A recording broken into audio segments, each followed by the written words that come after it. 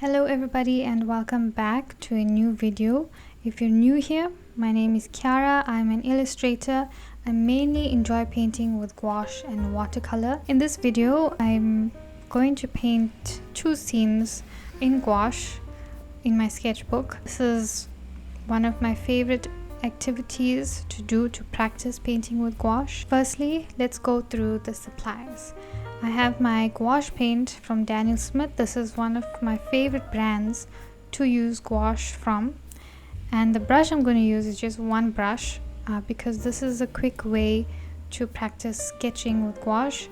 One brush is just enough. I really like this angle brush size 6 from Kum, Germany, their faded range. The bristles are almost like a pin and it holds paint really well. The sketches for the base of these drawings, because it's a sketch and I want to finish the painting really quickly, I just do it with a brown ballpoint pen. It's nothing fancy. You can also do it with a pencil. And then I have my spray bottle to reactivate the paint in my palette. This is my favorite palette right now. I mostly use it for gouache. It has compartments for almost every color I need. I've got all my colors here and quite a large mixing area.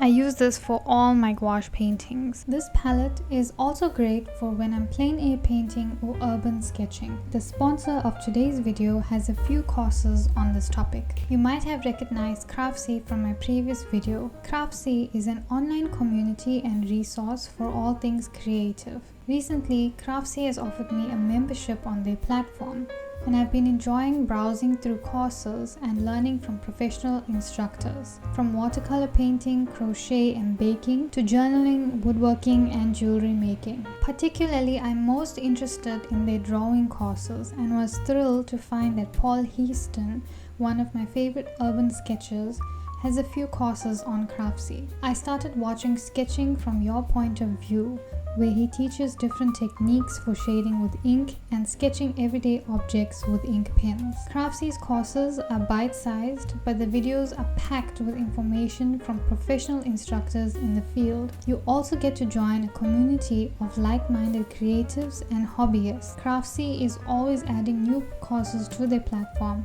so if you've been thinking of signing up, they've given me an offer to share with you. The first 1,000 people watching this video to use the link in my description will get a full year of premium membership to Craftsy for only $1.49. The offer is valid for new members only. Thank you Craftsy for sponsoring this video.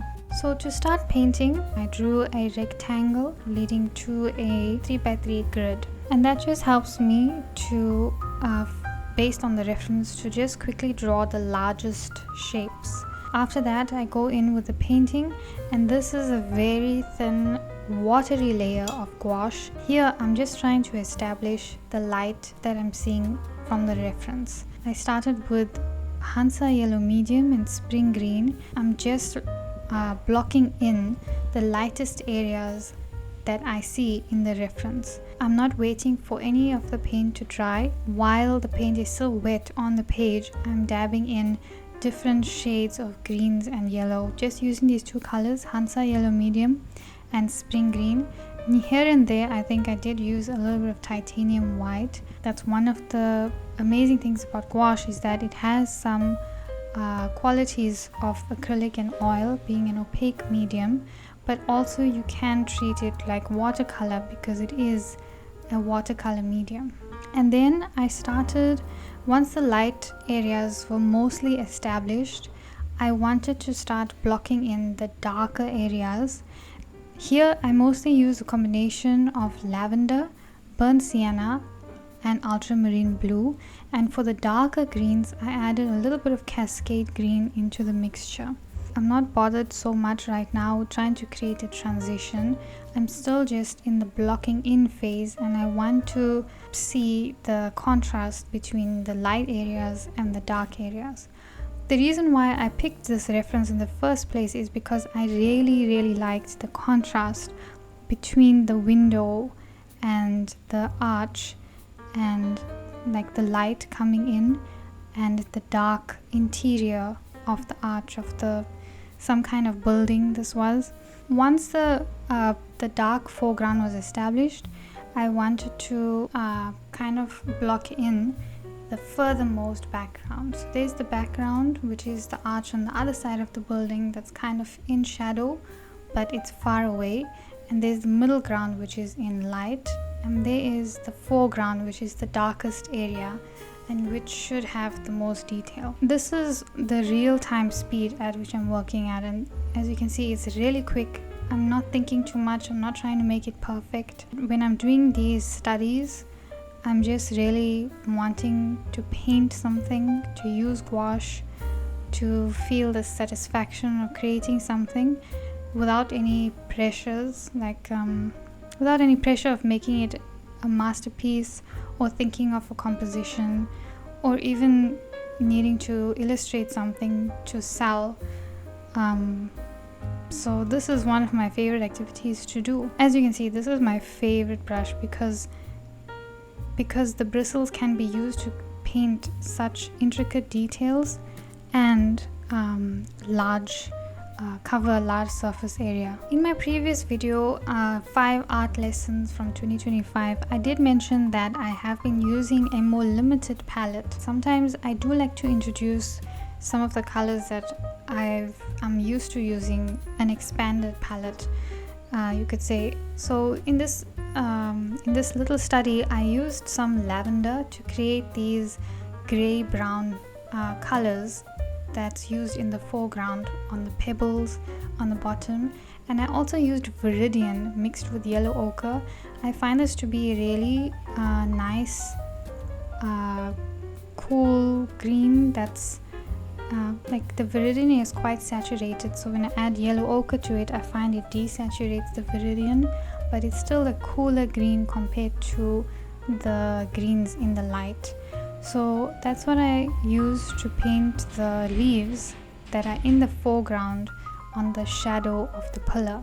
Here I just, after painting in the, basically everything is almost complete now for the study, but after that I just thought I wanted to add a few touches of spots using very watered down yellow ochre. I don't think that was in the reference. The reference had quite high exposure, so we couldn't see any detail of shadows, pebbles on the light floor there. I added that and I really enjoyed that touch.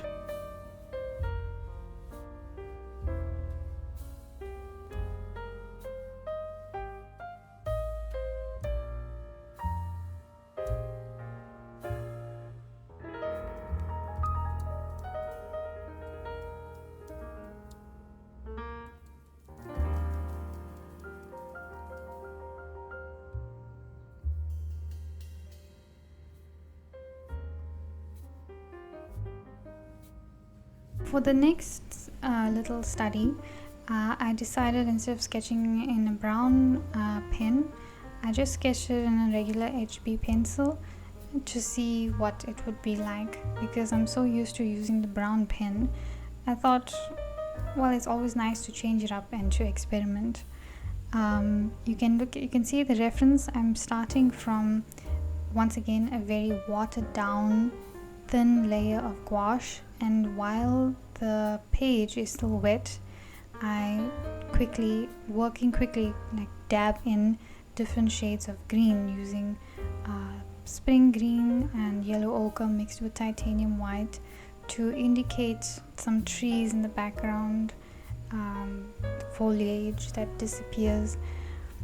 The reason why I'm working wet in wet right now and there's really no harsh shapes is because I want the background to blur away, and yeah, wet in wet creates a really nice blur effect that can disappear. Most of these layers are going to disappear into the background anyways, so I'm just working very quickly here to get it over with. And then I blocked in the light area using spring green, Hansa yellow medium, and a little bit of titanium white for the light area of the field. And then I started adding a little bit of yellow ochre into the mixture with spring green to create a transition into the darker shades of the field. And then as it approached closer and closer into the shade and the colors started to get cooler, I added more viridian and yellow ochre and ultramarine blue. It's still a very thin layer just to establish the light that I can see from the reference. For the tree, my approach this time was something that I haven't really painted a tree this way before. Here I worked with wet in wet once again, and I just dabbed in some spots of the moss on the bottom of the roots, and then working still with a lot of water and a grey brown color mixed with burnt sienna and lavender. I just dabbed various shades of it and slowly layered the thickness using less water each time. Once that wet layer dried, then I went in with a dark color with very little water and drew the stripes. So this is a great way to draw or to draw with your paint basically, and create texture, especially on the tree bark, very quickly. And then I painted in another of the curvy trunks, but I thought that was going to be covered with a bunch of leaves anyways. So I mixed the darkest color in this painting so far with cascade green, ultramarine blue and burnt sienna to begin blocking in the shapes of the tree canopy. This I don't think this will be the actual leaves yet, but this is kind of just to block in the shadows that the tree canopy is casting onto the tree branches and the tree bark. In the reference, there's also a layer of leaves that are just a lighter green. It's not the dark canopy, because I imagine the tree canopy is circular, so some of the leaves that are facing the light will kind of also be light. So I used a little bit of spring green and yellow ochre for the lighter leaves, and just dabbing the general shape of what I think a leaf looks like based on the reference, and adding that below the canopy.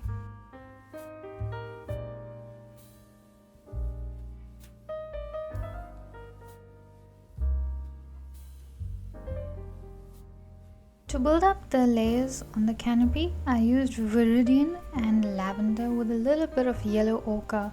So we got this cool green desaturated for the shadows.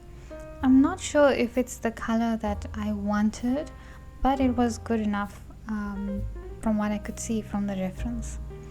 And then I used some of the same color to sketch in some blades of grass. And lastly, the final detail here was just to add a little bit of the loose branches coming out of the canopy using a dark brown color from burnt sienna and ultramarine blue.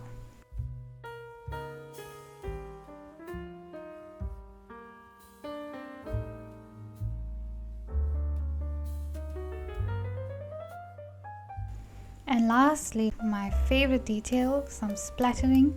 Because the scene is mostly in shadow, I used lavender directly from the tube with a lot of water, and yeah, that's the studies that I completed this time. I really enjoy these tiny studies. They make me very happy, and they satisfy the feeling of wanting to use the paint. This is one I did earlier in December actually. This is from November last year. Thank you for watching this video, and if you did, I hope you enjoyed it. Let me know which one of the two painted in this video is your favorite, and thank you so much for watching. I'll see you in the next video.